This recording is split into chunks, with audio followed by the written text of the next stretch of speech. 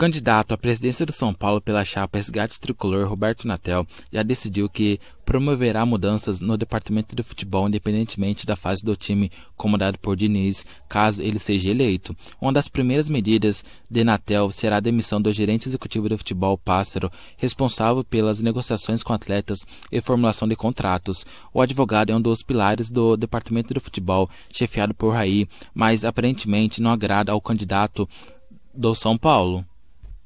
O Pássaro terá o fim do ciclo dele na minha gestão, não ficará à frente na minha gestão. Quem está à frente da estrutura do futebol é o Raí e o Lugano. Se o São Paulo estiver bem, iremos manter esses profissionais. Quem vai cuidar disso é o Marco Aurélio Cunha, afirmou Natel em entrevista exclusiva à Gazeta Esportiva.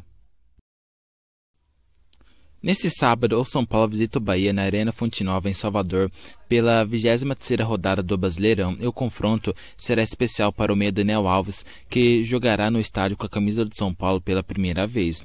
Nascido em Juazeiro e revelado pelo Bahia, o camisa 10 ainda não havia voltado à Fonte Nova como jogador do São Paulo. No ano passado, ele já estava no clube do Morumbi em outubro, quando a equipe encarou o Bahia como visitante. No entanto, o veterano foi convocado para a seleção brasileira na mesma época.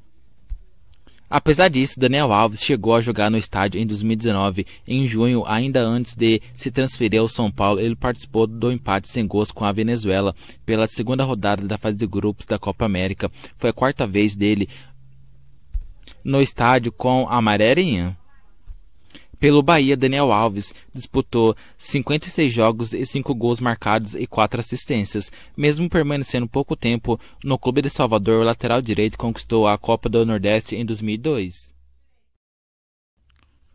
O São Paulo decidiu que não pedirá a anulação do jogo contra o Ceará ocorrido na última quarta-feira na Arena Castelão, pela 16ª rodada do Brasileirão. Na ocasião, o árbitro Wagner do Nascimento reiniciou a partida após ter validado o gol de Pablo. No entanto, foi chamado novamente pelo VAR e anulou o tento. Segundo o livro de regras da CBF, não pode-se alterar uma decisão após o reinício da partida.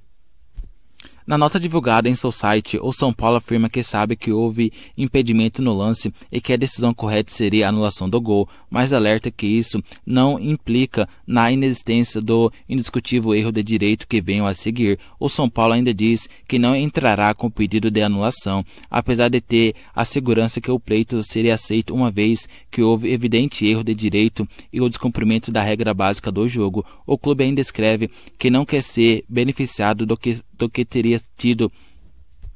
seria sido um erro. Nós orgulhamos da nossa história incontestável sem asteriscos, e assim manteremos.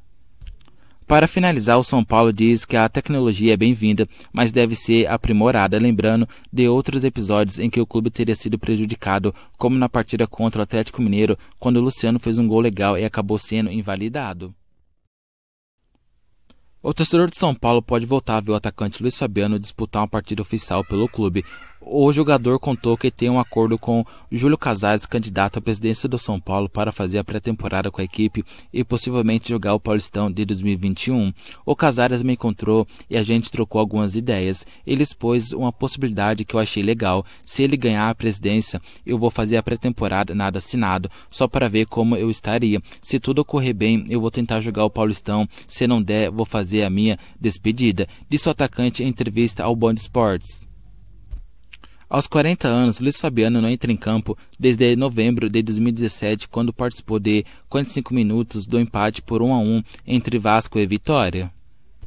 Desde então, o jogador sofreu com a série de lesões que o afastaram dos gramados. A última passagem do Fabuloso pelo São Paulo ocorreu entre os anos de 2011 e 2015. No total, são 212 gols marcados em 352 jogos. Números que o faz ocupar o terceiro lugar na lista de maiores artilheiros da história do São Paulo.